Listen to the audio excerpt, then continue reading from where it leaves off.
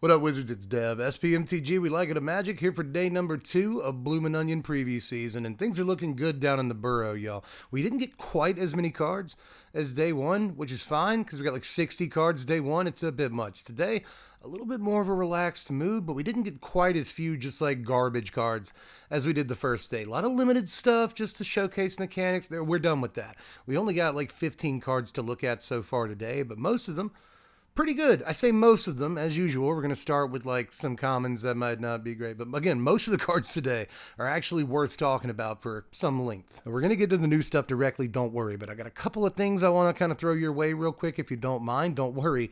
It's not an ad or anything. But I also hardly ever do this, so indulge me this one time. First point, I got a new series over on my personal channel where I just hit random on Scryfall 10 times every single day and rate whatever cards come up. Pretty loose atmosphere. We have a fun time over there. So if you're interested in the idea, again, we do it every single day. I'll leave links in the description to the first few videos that we've done. But second of all, second fast point is that tomorrow night I'm going to be doing spoilers live over on the twitch.tv/SPMTGDev. I'll leave a link in the script down there if you want to follow or whatever. So you can just hit the link and then go over around 8 p.m. tomorrow, and we'll look at all the new cards from Thursday. Don't worry, if you miss that, then you can just check out the VOD on Twitch, or more likely, you can come over here to YouTube where I'll upload that VOD like a couple hours after I get done on Twitch. But in case you're waiting for spoilers tomorrow night, and you're like, man, it's like 10 p.m. and Dev hasn't uploaded spoilers. It's because I'm doing them live on Twitch tomorrow. So come over and check it out. Be part of the Strictly Squad, the Discord boys and ladies, and all that stuff. But anyway, I'm basically done pitching things at you. Let's look at new cards now. Like I was saying, we didn't get too many bad cards today, but that implies we got a few. So I guess we got to start with Valley Rally and Mabel's Medal. But both of these definitely have applications in Limited. And anybody who's been to a stream before knows that I'm going to really like Valley Rally before you even have me read it to you. But this is 3 mana, 2 and a red for an instant.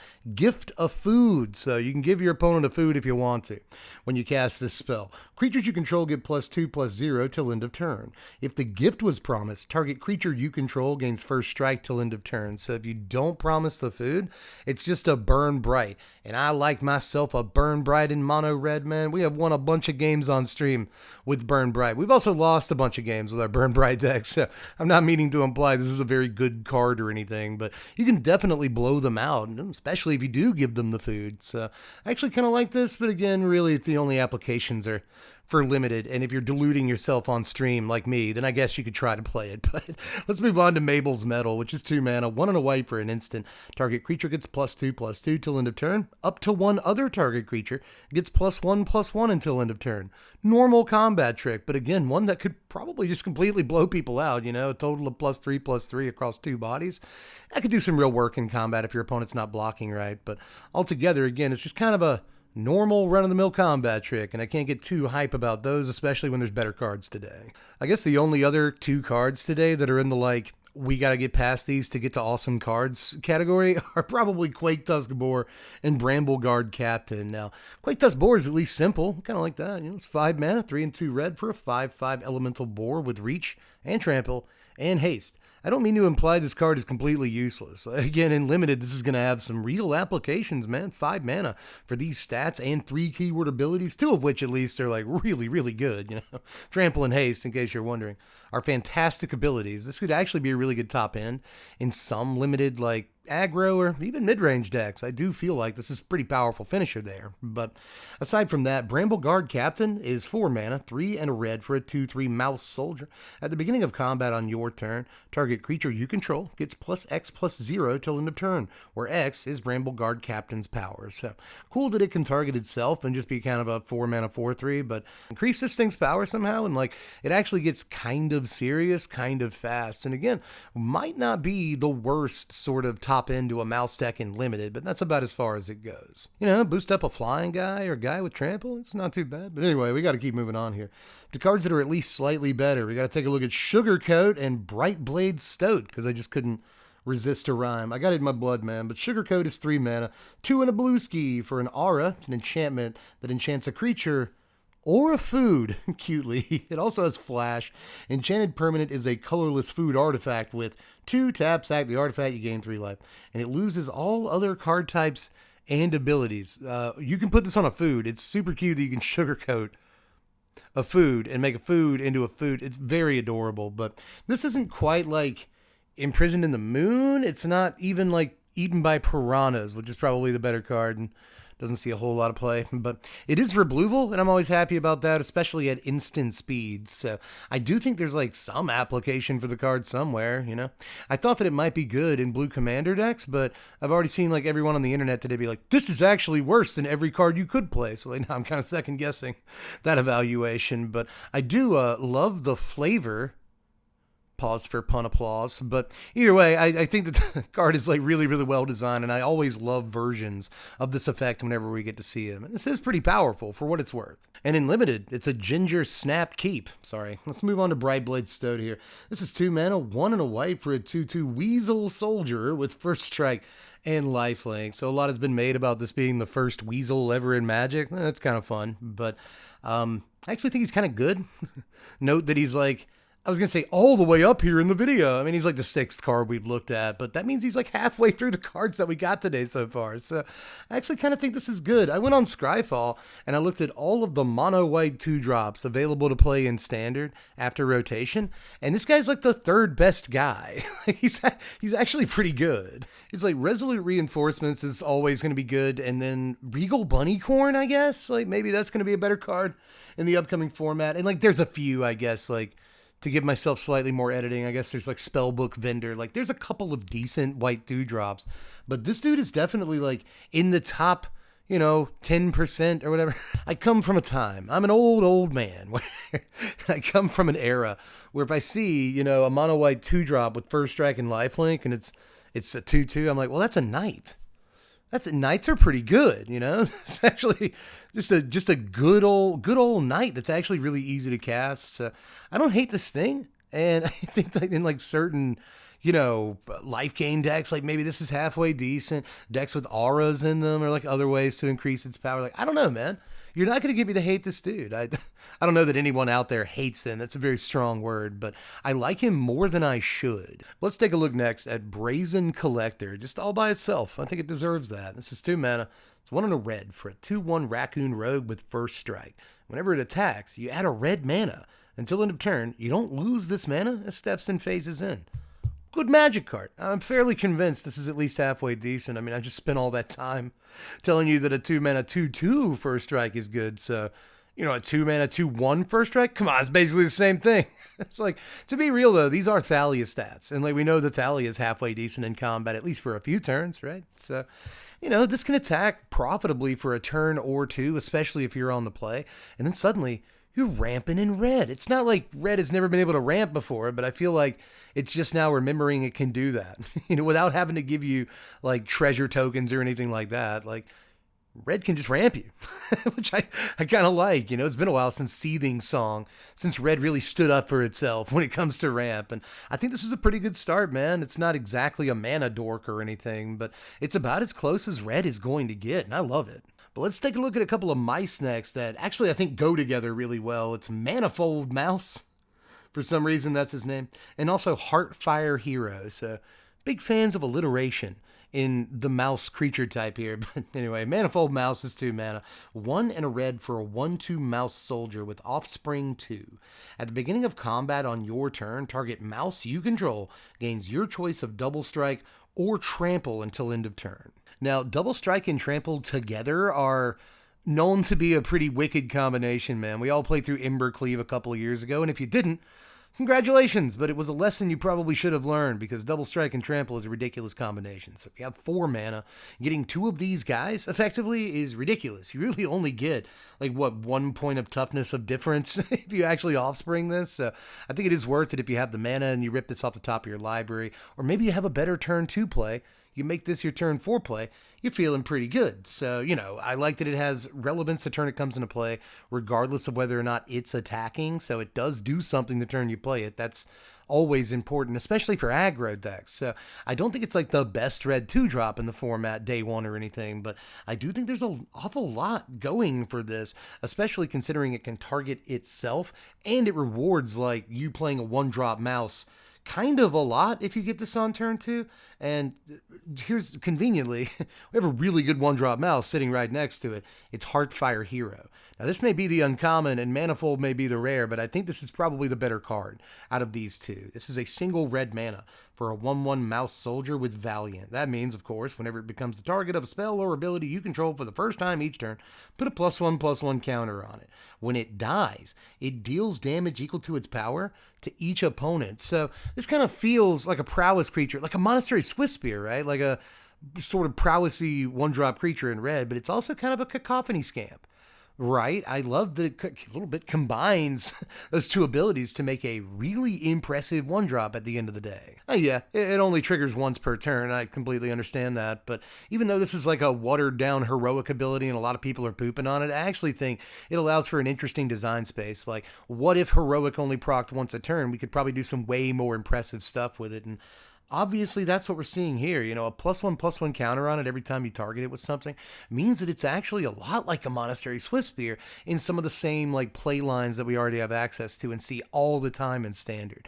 You know, if you hit a Monastery Swiftspear with a Monstrous Rage, it's coming through for 5 damage. Conveniently, this is also doing the exact same thing. It's coming in for 5 damage if you play a Monstrous Rage on it. The difference is, that +1/+1 that it got from the Prowess or whatever from Monastery Swiftspear, it doesn't go away at end of turn like it does on Swiftspear. You get to keep that counter. So just a couple of turns of playing stuff on it, and your 1-drop ended up being like a 3/3. That probably did some real damage in combat too, for what it's worth, if you're playing the game right. So I think this is awesome. Like, I think this is not necessarily copies 5 through 8 of Swiftspear and Mono Red, but it will help to replace Kumano Faces Kakazan. It's an actual creature. That's kind of important in some ways for that deck. Again, it follows up, it plays really well into a turn 2 Manifold mouse card we just looked at. So this is a very strong 1-drop for not just mouse decks, but like mono red in general. It's one of the better cards that we're going to look at today. Oh, and by the way, I was going to move on to the next card, but I hadn't even talked about the Cacophony Scamp or whatever you want to call this, the thing where it does damage equal to its power. When it dies. Now, it can only hit opponents. It can't hit any target, which is kind of lame, but the card would be really busted if it could hit any target, honestly. That said, just hitting each opponent, if you do Monstrous Rage it and it dies in combat, that's still 5 to the opponent's head. This thing gets through for a lot of combat damage, even when it doesn't technically get through for combat damage. And if it does survive, then whatever combat trick you targeted it with is going to leave it larger for next turn. So again, man, I could kind of go on and on about this thing all day. We already know that Monastery Swiftspear is a good Magic card. So even looking at like a fixed version of Swiftspear that is honestly kind of a side grade more than a downgrade, we know this is going to be a good piece of cardboard. But all that praise aside, I think my favorite uncommon of the day was Consumed by Greed. This is 3 mana, 1 and 2 black for an instant. You can gift a card when you play this. So as you cast this spell, you let your opponent draw a card before anything else happens with the spell. Target opponent sacrifices a creature with the greatest power among creatures they control. If the gift was promised, return target creature card from your graveyard to your hand. So this looks amazing to me. Not quite a Soul Shatter. I think Soul Shatter might read each opponent, so just like way, way better in Commander. But still, this is going to take out your opponent's largest creature, which isn't always necessarily their best creature or their best target for removal, but most of the time it's at least going to take out something that you're sweating about, right? So really good in that way. It's also instant speed, which is a pretty important check for like standard playable removal, but it's technically still 1 for 1 if you give them the gift. They get a card, you get a card, right? So I kind of like that design-wise, but I also think it's going to be worth giving them a card a lot of the time if you have something important in your graveyard. You got a Sheoldred in there. Somehow they put your Aclazotz in the graveyard. I don't know how they did it, but like maybe they made you discard it. Like there's definitely things you might want to grab with this. Maybe you're playing your Maha deck, because Maha looks like a pretty sweet little 5-drop in black to be playing with, and they killed it. Geez, so there's just plenty of ways, or game states where you are totally down with giving them a card. So long as you can get something incredible back. Like, there's even going to be board states against, like, say, Mono Red, where, like, oh, I get my Sheoldred back, but you get to draw a card. Oh, that's fine. Whatever. The average card quality in an aggro deck is not actually as good as the average card quality in your deck with the creature that you're getting back from your yard. If you're playing against control, things get a little bit different. But again, if it's a creature that they have a hard time dealing with, that you're getting back from your yard, you probably will give them the card sometimes. But the best thing about this is that you're never forced to give them a card. It's just kind of single target Soul Shatter. if you don't give them the card, and that is still a really playable Magic card. So I really, really like this thing. Again, we're seeing some strong removal in this set. I didn't really go over Fell yesterday because for some reason I thought that they printed this card at instant speed when they printed it at sorcery speed, and that makes it way, way worse. But obviously Fell is still a very good piece of removal. In case you haven't seen it, it's just 1 and a black, sorcery speed, destroy target creature, which is good, but I'm still not sure that it's playable. Sorcery speed is such a killer, man, but that's a great removal spell, and so is this. We're seeing a lot of decent removal in the set so far, obviously. I mean, come on. Now, we got 3 rares to go over today, at least so far. You know, I'll do another reload before I get off, and then maybe editing dev will do a reload in the middle of editing. I'm not going to promise that you see him. I know how much you love him, but maybe he'll pop up at some point. Either way, first of all, we got to look at Zorine. Zorine, Cosmos Caller. This is 3 mana, 1 a white and a black for a 3/3 legendary bat cleric with flying and vigilance. Whenever a bat you control attacks, you gain 1 life. Whenever Zorine enters or attacks, you may pay a white and a black and 2 life. When you do, return target non-land permanent card with mana value 3 or less from your graveyard to the battlefield with a finality counter on it. So there's a lot that I like about this, and just the bats in this set in general. I love bats as a creature type, so check there. I love Orzhov as a guild. I think if you've watched more than one video on the channel, you know that about me. So bats in Orzhov, let's go. Also, they gain life. This is like the second bat we've seen that gains life, so kind of a big fan of that. And just overall in general, I think this card is awesome. It's modal in a way. It kind of has kicker, you know. You can play it on turn 3, and it goes pretty well after a turn 2 Deep Cavern Bat, you know, or you can save it until you have 5 mana and get that Deep Cavern Bat back from your graveyard. Or that Sanguine Evangelist. It goes pretty well with that card too, you know. So pretty sweet little guy. It counts itself on attacks too, so whenever it attacks, you'll gain 3 life. And honestly, you gain 1 life, 3 life. Thinking of its power. I'm ahead of myself. My brain works weird. But yeah, you'll gain at least 1 life whenever it attacks, even if nothing else does. And a 3 mana 3/3 with 2 keyword abilities is okay in terms of like stat lines. Vigilance is still pretty good, even in a format where you don't have to worry about a Wandering Emperor, you know. Vigilance is kind of incredible, especially if there are so many other Deep Cavern Bats in the format. It's nice to be able to swing into them and still block them and keep them from attacking, whatever, you know. So really kind of a huge fan of this, but I'm not sure that it's quite where it needs to be power level wise to really break the mold in standard, but we're definitely going to try with this thing. I'm a big fan of it, you know. There's just plenty of things that you might want to be getting back from your graveyard, and I love that the ability is, you know, reusable, re-triggerable. Like, if you don't have the mana to use its ability when it comes into play, no sweat. Just wait till next turn, attack with it, and get something back. Just really, really sweet card that might actually be a little bit better than I'm giving it credit for. I wouldn't necessarily go to bat for it right now, but it might knock turn out to be pretty good. All right, anyway, let's move on. I am really sorry. That's why you're watching the videos. Why do I always apologize for puns? It's why you're still here after all these years. But let's move on to one of the better red cards I've seen in my life. This is going to be a beast in Commander if nothing else, but I do think there's standard applications for this little guy right here. Let's take a look at Sunpine Links. 4 mana, 2 and 2 red for a 5/4 elemental cat. Players can't gain life.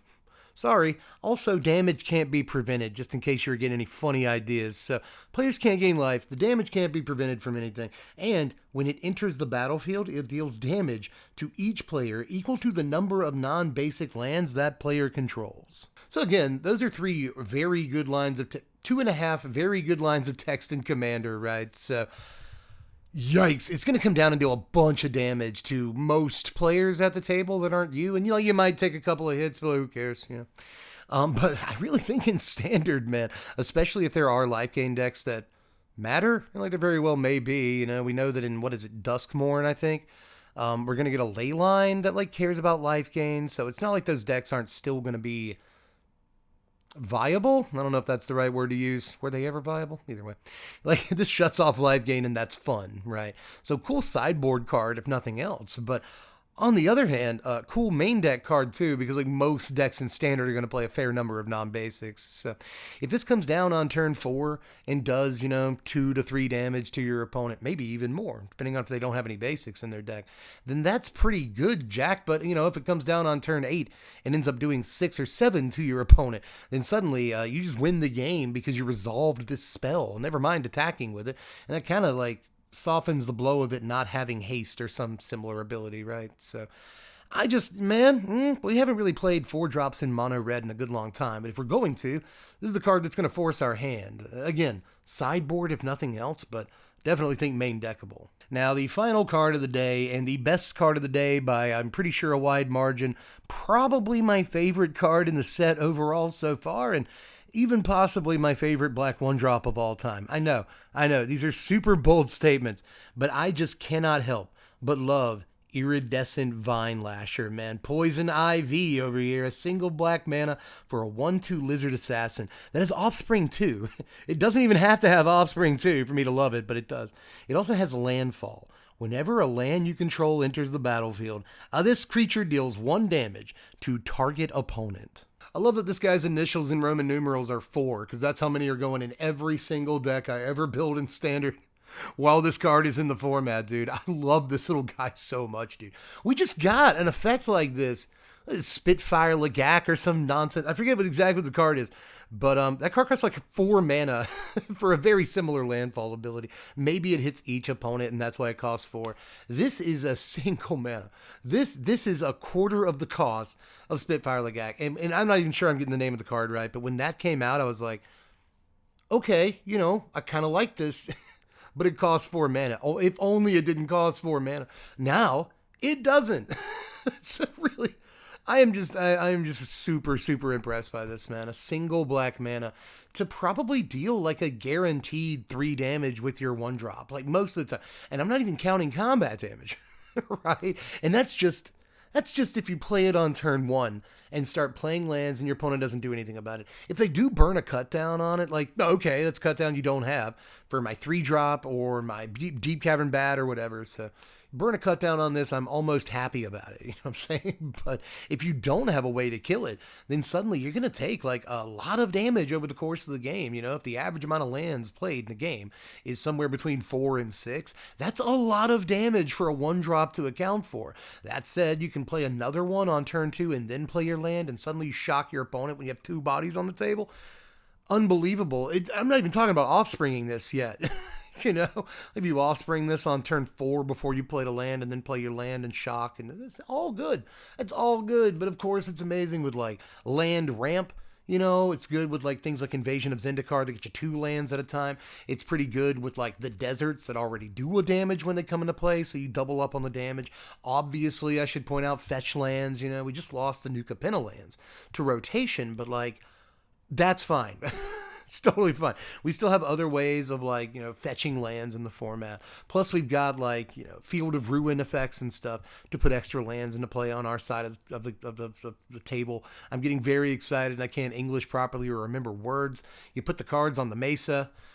Just really, really, really, really unbelievably good looking Magic card to me. And I know that I tend to be overly impressed by 1-drops. We've already been through this video where I talked for like 5 minutes nonstop about all the stuff you can do with a mouse. But like this time, honestly, guys, I'm already getting a lot of feedback from the internet that's saying that like this is a lot of people's favorite card in the set so far. And I just kind of said the exact same thing. I don't blame anybody who that is your opinion. You know what else you could do is Doppelgang. It's just another use for Doppelgang where you have this guy out, or a couple of copies of him, whatever, and you just Doppelgang like 6 lands and you deal 12 damage to them. It's a way to make that work. Also, Aftermath Analyst. Oh my God, it's like, you use Aftermath Analyst as like Splendid Reclamation activated ability. You get like 5 lands back from the yard. Let's go.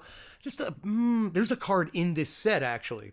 What is it, Bruna? It's like the 6-mana bear that we've already seen like way, way early from early previews that comes into play in Splendid Reclamations. So it works with this too. Just, oh man, you could sit here and come up. There's so many ways to get lands into play, bro.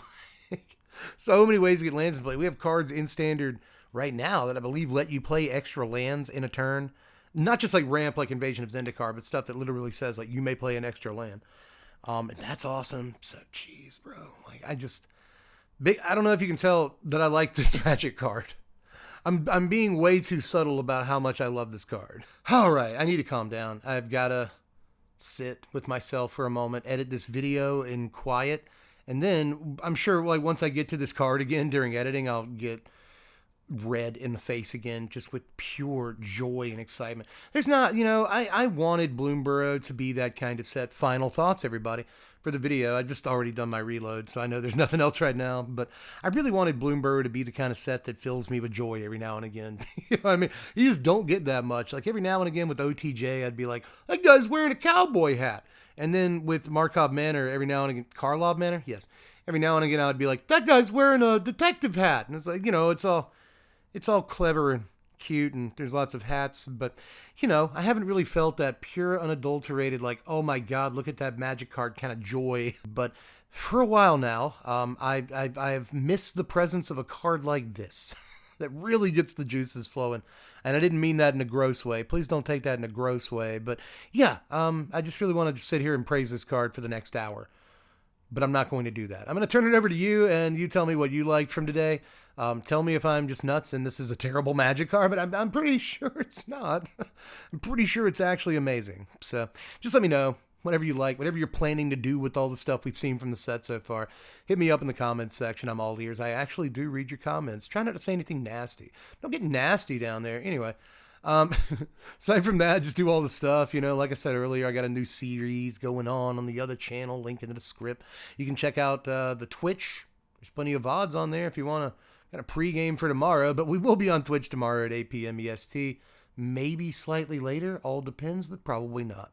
Either way, that's all I've got. Just check out the description for all kinds of other stuff, the stuff we've already done, like yesterday's preview video. And now I'm going to stop talking. If you can't tell, I'm very wound up.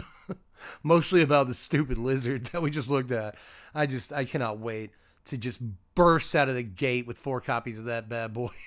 Do whatever I want to do. Probably be disappointed massively, but I don't think so. I think we're going to actually do some fun stuff with that card. But yeah, I'm done. Do all the other stuff. Just like the video, sub to the sandwich, and check out the Patreon if you really want to help out around here. AdSense just ain't great. It just ain't. You don't really get paid a whole lot on the 21st of the month through alphabet.com or whatever they're called. So if you really want to support the channel, go over to the Patreon. Again, running theme here, link in the description for that. I'm telling you, there's a whole wide world of information in this YouTube video's description box. Anyway, man, I got to stop talking. I guess I'm used to talking for 2 hours on camera at this point. I'm getting out of here. I will see you guys tomorrow. Spread love and be kind.